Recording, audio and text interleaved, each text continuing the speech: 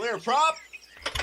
Star 73, Cherokee number 2, following twin traffic, 3 mile final, clear Pleasantville. 1 Charlie Bravo, exit in runway 25, going 4 mile final. This is Behind the Prop with United Flight Systems owner and licensed pilot Bobby Doss and his co-host, Major Airline Captain and designated pilot examiner Wally Mulhern.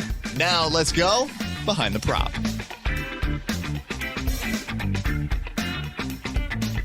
What's up, Wally? Hey, Bobby. How are you? I am fantastic, as always. This week, man, this is something I'm passionate about. I sit in my office about 100 feet from my flight line that has 14 single-engine trainers on it out there. And from my office, I can hear crank, crank, crank, crank, crank, crank, crank, crank, crank, crank, crank, crank, crank, crank. And it's always frustrating for me to sit here thinking about the starter that I bought last week, that I'm going to have to buy another one in a couple weeks because the cranking continues. This week is all about starting your engines. Wally, you've flown a lot of GA stuff. You ever had trouble starting an engine? I've had lots of trouble starting engines. So why is it so hard to start a dang 4-cylinder engine? Well, I think I get in my Ford F-150 yeah, and I push a button and it comes to life every time. I know, and I think that's the problem. I think the cars that we have are so good. They are so good. They start almost every time, unless you have a dead battery. For the most part, they start, and they have computers in there. And basically, the way the cars start is you're sending a message to the computer that says, start the engine. And the computer measures temperature, measures all kinds of elements that we never consider, and it does what it needs to do, and it starts the car. Problem is, well, the good thing is that the cars that most of us drive is recent technology.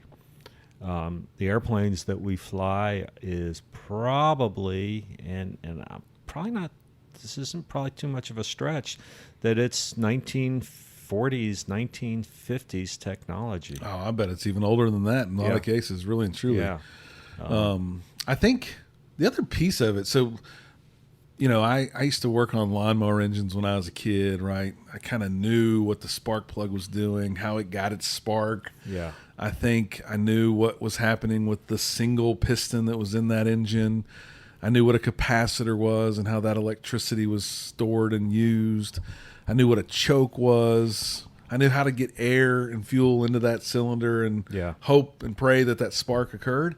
And my son, albeit now a grown man, turned 18 last week, he's not got a clue on any of those things. Like, he gets in a truck, and I think he does have a key, but I guarantee you it started every time he's turned the key without fail. Right.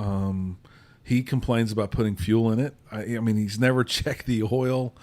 He has none of this history. Yeah. And these engines, they're built more like 4 lawnmower engines. I mean, that's really what they are. Yeah. They work together to create what we call 4 strokes. We'll talk about that. We talked about that in many other shows. We won't talk about that today.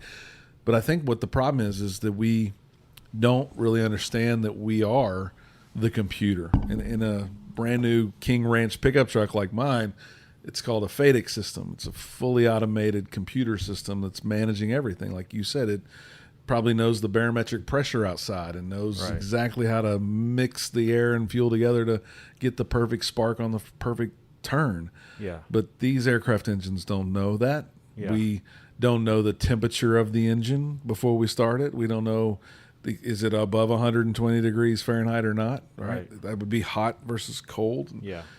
These engines need a lot of finesse to get going, and that's what we're going to talk about today. Well, a perfect example of our cars is I went out and got in my car yesterday and jumped in and started it up, and it gave me a low tire pressure warning. The rear left tire, the tire that I just walked by, of the 4 tires on the car that I really walked by, I walked by the rear left tire and got in the car, didn't notice anything wrong. And instead of 37 psi, that tire had 18 pounds of air pressure, which told me that I definitely had a problem. And I took it in. Sure enough, there's a nail in the tire, and I got it fixed. Now, had it not been for that automated system, I think eventually I would have realized that there was a problem. But the automation that we have in our cars is really good, but we have to know that the airplanes don't have that. So it's a great example. You probably don't pre-flight your tires every time you go get in your Jeep to drive off somewhere, right? No, because you don't need to. It's got a computer that's going to tell you. Right. But guess what? The airplanes don't have it.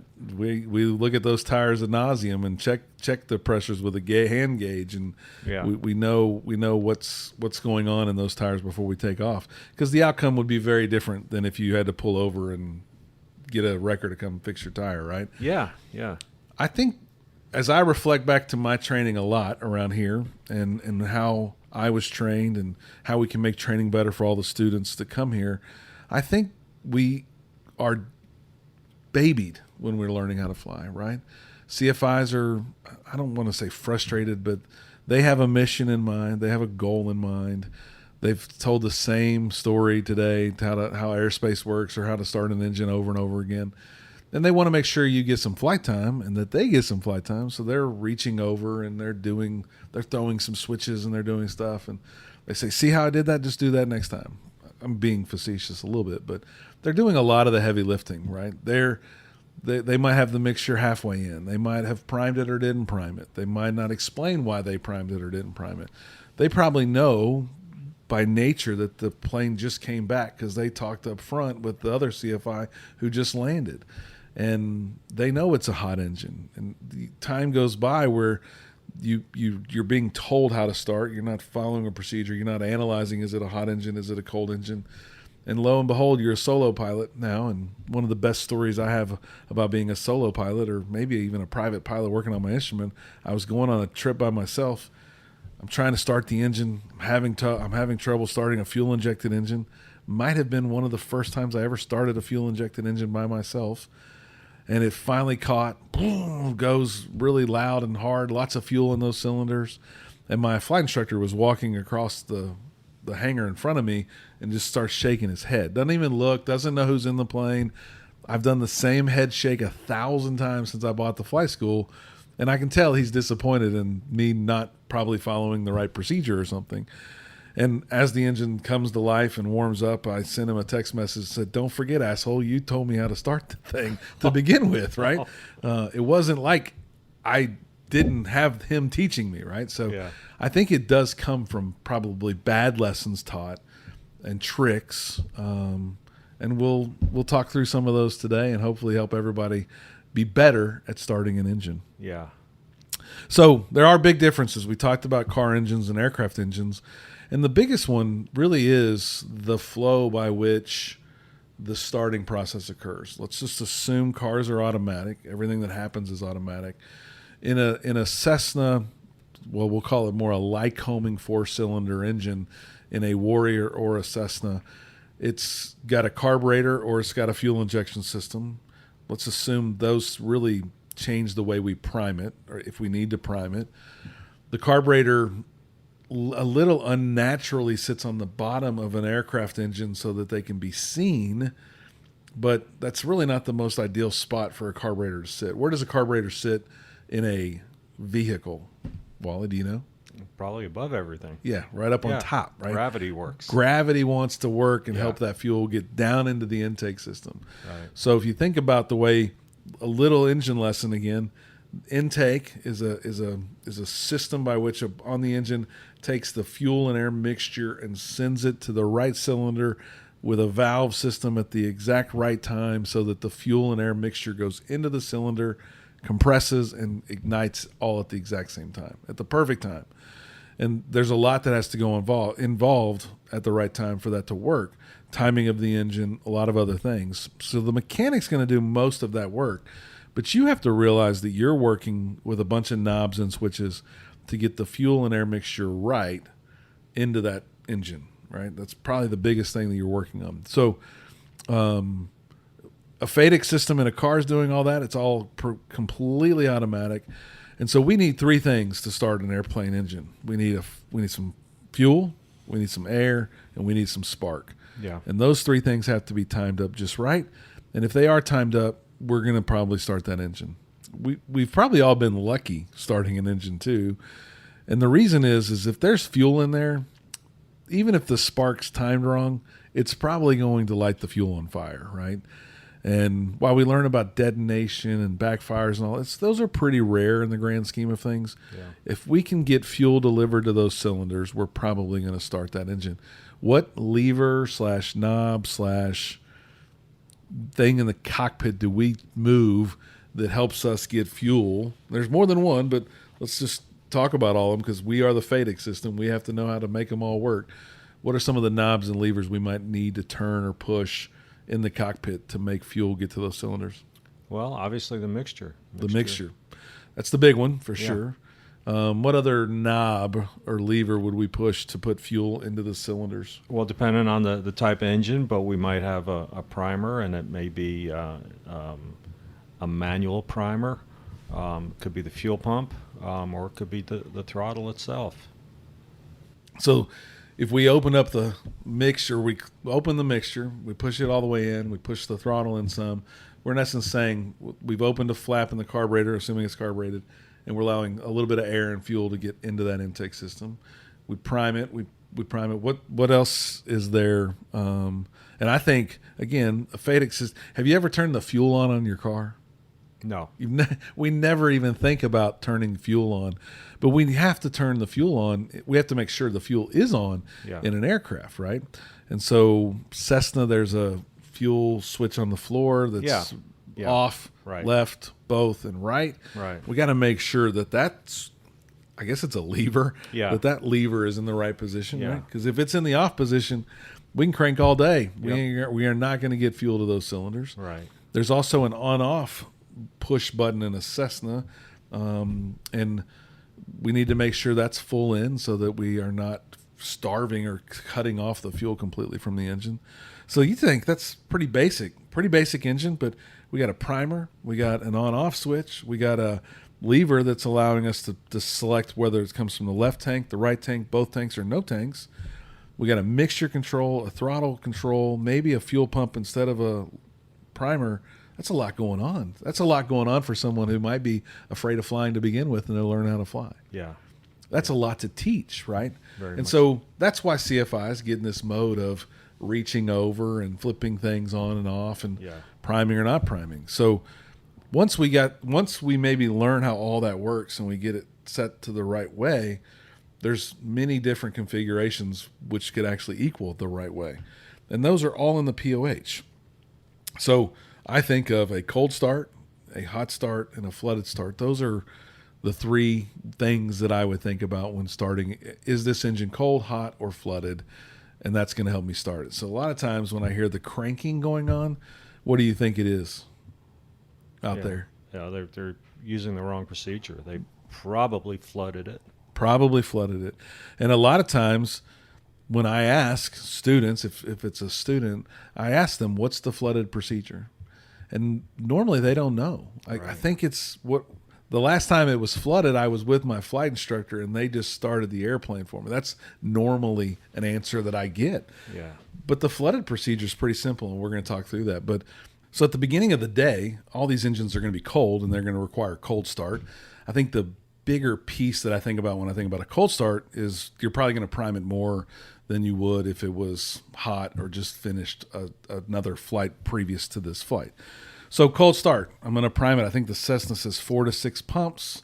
Warrior probably says 4 to 6 pumps. That's really not a whole lot of fuel. I mean, that's a straw about 4 inches, and it's pulling a little bit of fuel out of the fuel system, pumping it into the intake or cylinders, depending on how the engine's set up. And we're putting some gas in there, a little bit of fuel. But the thing is, I can't leave that. I can't go to the bathroom. I can't prime it and then go to the bathroom. I guess I could, but what's going to happen to that fuel? I don't have to be a chemist to understand this. If I were to pour 4 ounces or an ounce of fuel on the ground, what's going to happen? It's going to evaporate. It's going to evaporate, and it's not going to take very long. Now, if I poured it into a cup, it might stay there a little bit longer, but we're spraying that into the cylinders of an engine that does really 2 things. It's going to get into the cylinders and it's going to run down. One thing as an engine owner I think about is we're actually taking the oil coating off the side of that cylinder as well. So I don't want to prime and wait, because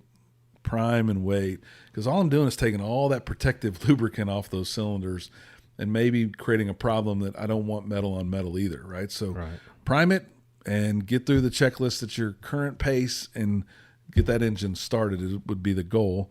So I've primed it, and then I have to do a few things with the checklist will tell me to probably have on a carbureted engine mixture full rich and a throttle about 1/4 of an inch in, so that I've set the diaphragm or the flapper inside the carburetor to where it's open, so now air and fuel can get into the intake system. And then I got to turn the key from left, right, both, and then all the way to start. And that's spring loaded so that I don't leave it there on accident, right? So I hit start. I'm starting that engine. If I've got fuel, I've got air, and I've got a good spark, it's probably going to start. And I would say the biggest problem out here of the crank is a flooded engine. Someone's primed, and they've, again, fuel's pretty easy to get to those cylinders. It's not normally fuel. So it's a student who doesn't realize the plane just flew. The engine's probably 150 degrees plus sitting on the ground.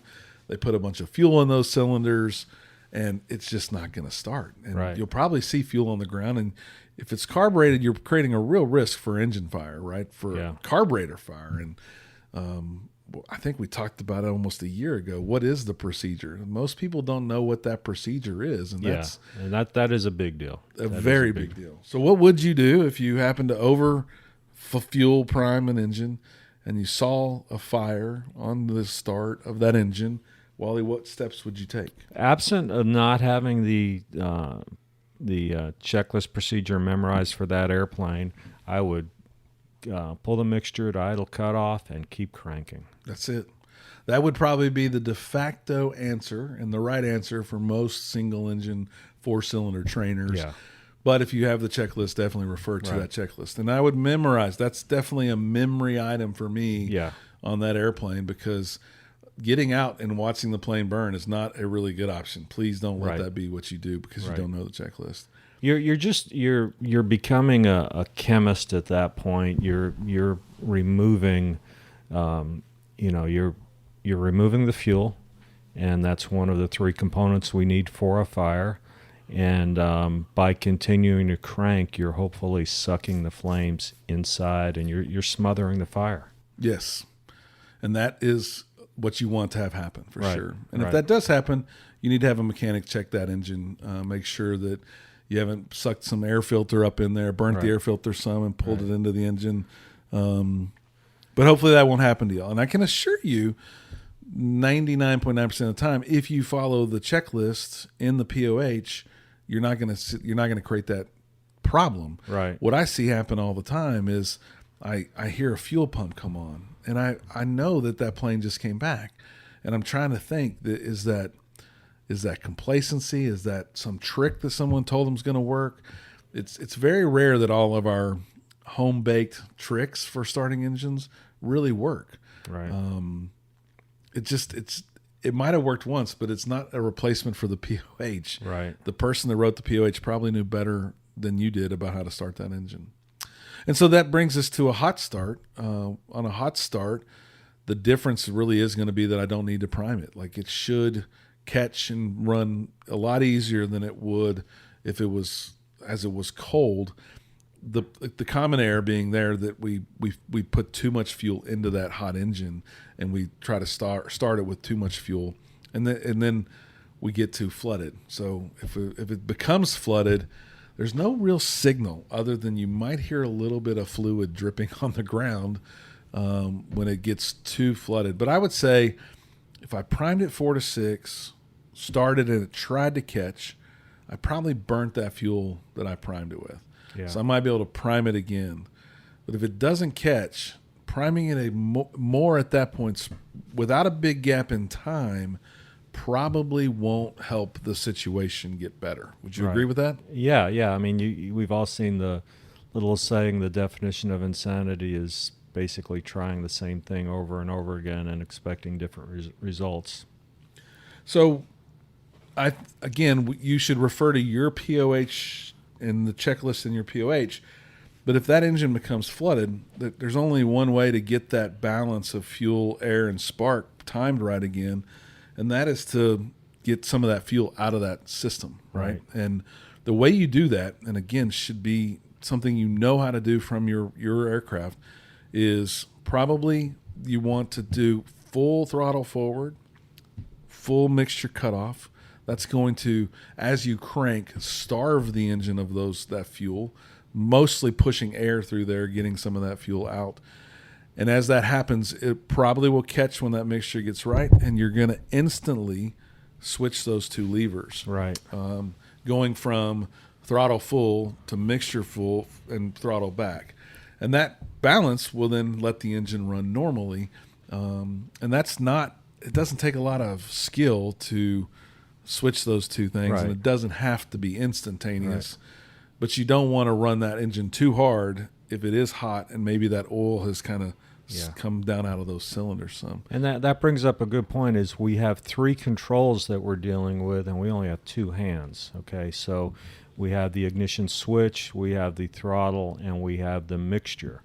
And you have to move that mixture and that throttle fairly expeditiously. If you don't move the mixture, the engine's going to eventually quit. If you don't move the throttle, you're going to get a whole lot more power than you want.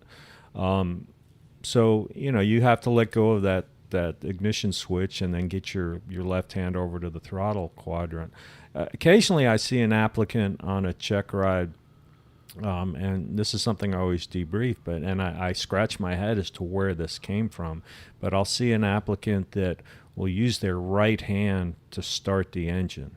So that left hand is just sitting over there idle. There's nothing. Meaning they turn the key with their right hand? They turn the key with the right hand, yeah. And I don't know if it's because that's probably the way they start their car. I think most cars, the ignition is over on the right side, whether it's a button or an actual key. And we get in airplanes, we really ought to have our left hand on that ignition switch, and then the right hand over on the throttle quadrant where it's close to the mixture and or the throttle. Yeah, I don't think I've ever seen someone with their right hand start the engine. I have had a number of flight instructors lean way over and start, obviously, for me, et cetera. But, 2 hands, 3 levers, 3 switches. We have to be quick to get that changed. What's the big difference that you think of from fuel-injected starting to from carbureted starting? Well, obviously in a carburetor, you're probably going to have a manual primer. Fuel-injected engines are usually bigger engines. Usually the larger engines are fuel-injected. I find that in general, for the average pilot, the fuel-injected engine is probably a little bit harder to start for people. Once you, I'll tell you a little story about my airplane. My Saratoga has a turbocharged fuel-injected engine. And when I bought the airplane, and this kind of dovetails with last week's show, we talked about checklists, and I may have come across on the show that I'm the checklist guru. I'm perfect on checklists. I do checklists every time, and I'm going to tell a story on myself, and not in a good way. But when I went and bought this airplane, it was about 5 years ago. We went up to Ohio to pick it up, and I bought it through a broker, and of course it was, we basically had the deal done, but I had not seen the airplane. And of course it was all contingent on flying the airplane and all that. So we rented a car and we went over to the small airport and got to the airplane, and the guy showed us all the little things about the airplane. Make sure you don't do this. So here's a little gotcha. If you don't do this, this will happen. Anyway, so we finally got in the airplane, and he said, okay, well, let me tell you how to start it. And so he told me, okay, do this, do this, do this, do this, do this. And boom, the airplane started right up. And I went, okay, all right. And I remembered that. And we went and flew it. We came back in and agreed to do the deal. Ended up buying the airplane. At that point, I had to take the rental car back to the other airport, so we took the car back. We Ubered back to the small airport. It was several hours. Fueled up the airplane, and got in the airplane, got ready to go. And so I went through the starting procedure that he had given me, and boom, the airplane started right up, took off, and flew about halfway home, and stopped to spend the night somewhere. The next day, I get out to the airplane, and I go through that procedure, and it did not work. I could not get that airplane started. And you just bought this airplane. I just bought the You're airplane. thinking, oh, my gosh. This is my third time to start it. And I'm trying to go through the procedure, what he told me, and I can sense that the battery is not happy. I'm just about to text him and say, hey, I can't get this thing started. What's going on? And shame on me. It never occurred to me to pull out the book. It didn't even occur to me to pull out the POH. Of course, people are standing out on the ramp looking at me, and there's the embarrassment factor. And so I finally got the airplane started, finally got it started and got it out of there and came home. And then I reverted back to the procedure that he had told me. And it worked for several weeks, and then all of a sudden I realized it didn't really work for a hot start. And then somebody finally said to me, well, have you looked in the POH? And it was a light bulb moment for me. I went, oh. And I pulled out the POH. There are 3 procedures in there: cold start, hot start, flooded start. And I have not had one single problem starting that airplane since following what was in the POH. Yeah. And maybe everyone doesn't really know what a hot start means. What does a hot start mean to you? When would you follow the hot start versus the cold start? And I heard this recently, so I'll preemptively strike with it. Well, it's 48 degrees outside. That's pretty cold, so I'm going to call it a cold start. Right. Is that a cold start if the plane just got back from a 2.5 hour training flight? No, it's not. And you know how I kind of use it? My measuring stick for a hot start versus a cold start is when I'm doing that pre-flight, when I check the oil, when I pull that dipstick out, if I'm thinking, oh man, that's hot. Yeah. Then it's a hot start. If it's lukewarm or I can touch it without burning myself, it's probably a cold start. And that's what I have found with the Saratoga, as I was kind of learning to get to know the airplane, how to start it. I found that a cold start was absolutely no problem. A hot start really wasn't a problem either. It was that tweener. Yep. That tweener start when the airplane has been sitting on the ground for an hour. Okay, if I taxi it over the fuel pumps and then start it right back up, not a problem. If the airplane's been sitting for 3 days, was not a problem. But it was that decision of, is this a hot start or is this a cold start? Well, that's another good question comes to my mind. Which one do you try first if it's been an hour, dipstick's warm but not really hot? I'm going to try the hot start. And that should be something that all the listeners take as professional wisdom. Yeah. Because you're not going to overprime it. You're not Right. going to get yourself into a flooded situation if you start there first. And if it doesn't start, then you still have the opportunity to Yes. go back to the cold start. And if it is the tweener, it's probably going to start fairly quickly. Right. Because it needed the fuel less Right. than it needed the heat. Right. So that's what I would do as well. So I think that's good tips for the listeners for sure. So let's talk about other best practices. Obviously, pull out the POH every time, right? If it's not the POH, make sure your checklist matches the POH and has all these starting mechanisms in them, starting techniques in them. My biggest pet peeve, and the one thing I'll ask all my students and all my renters to stop doing, is cranking ad nauseum for no real reason, right? That is not good for an engine. Yeah.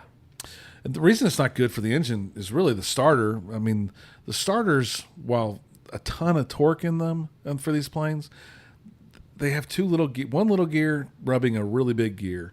You could tear up the teeth on that big gear, the flywheel piece that's on the engine. That's expensive to fix. If you tear up the starter, it's expensive to fix. The plane's going to be down. It can turn a bunch, but it can't turn a bunch for a really long time, right? And so I would say my de facto is really 3 or 4 full turns of the prop. Yeah. If it's not starting, it's not going to start. I need to regroup, and I need to think through what's happened to this point. And if I just got to the plane, was the dipstick hot? I need to think through that. Common sense says do these things next, but to just keep cranking, it's not a really good thing. Yeah, my airplane is at a different airport, and there's a maintenance shop very close to my hangar, and probably about 18 months ago, the guy that runs the maintenance shop, we were talking, and I don't know how it came up in conversation, but he paid me a compliment, and he said, I've heard you start your airplane many times. He says, I know you're a 2-turn guy. I went, what? He referred to me as a 2-turn guy. He says if that engine doesn't start after 2 turns, you discontinue the start and try something else.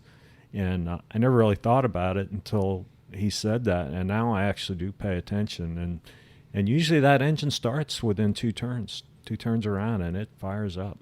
And they all should. I mean, if you get it right, they all should start fairly quick. Of course, there's always going to be an anomaly. There's always going to be an engine that has issues. Mm-hmm. I've heard every trick on this flight line out there of pushing the primer in right as it starts to turn over, or having the throttle 50% in makes this plane start faster. Yeah, I gotta say, those are all tricks that are just accidentally working for that for that scenario, for that engine, for that thing. I guarantee you would probably still have better luck if you followed the POH and you used that procedure to start that engine. Yeah, your tricks aren't going to make the engine start every time better. Much like Wally just explained, the man's procedure worked a few times on the Saratoga. Yeah, but that system broke whenever the change in the engine temperature, change in the environment, something gave way. It changed to where that system didn't work quite the same. The other thing that is it's an absolute no-no, and I will stop people from doing it, is if I hear someone cranking the starter while the engine is trying to start, right? Oh, yeah. Thinking that they're going to help that last little bit keep going. You talk about ripping teeth off of that flywheel or that starter or ruining the engine. That is a big no-no. Even if it worked once for you, do not continue to turn that starter. That is a big no-no. You're going to do a lot of damage and probably could hurt yourself or that engine really, really bad. So please don't do that. Yeah.